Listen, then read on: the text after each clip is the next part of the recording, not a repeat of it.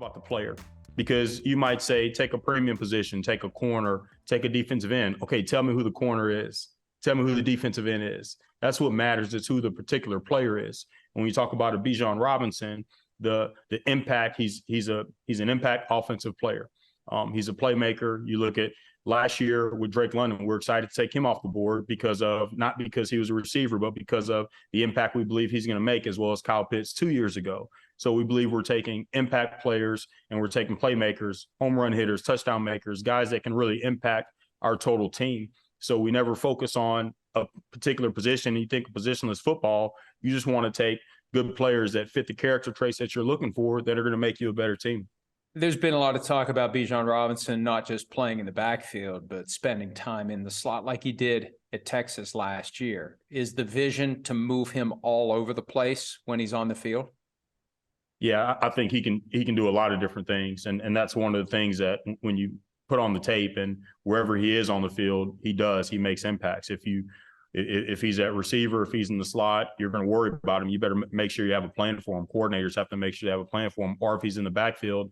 But when you just go through our players on our roster, we have other players that are the same way. You don't know where they're going to line up and exactly what they're going to do. So that's the fun part about it. Oh, and it's going to be fun for the Atlanta Falcons. That's Terry Fontenot, the guy who made the decision to draft Bijan Robinson 8th overall last week. You can see the full interview at the NFL on NBC YouTube page. One football to go around, but plenty of great guys who will create a lot of sleepless nights for defensive coordinators between Bijan Robinson, Drake London, Kyle Pitts, Tyler Algier, Cordell Patterson. Takes a lot of pressure off of Desmond Ridder when you've got that many great weapons, Myles. Well, look, it takes the pressure off, but it also puts the pressure on, doesn't it? Because it means that you have to execute, and there aren't really many that excuses. You know, he's going into another year with the same guy in his helmet. He had a little bit of experience last year, played, let's call it a quarter of the season, even though the season can't really be split into quarters anymore.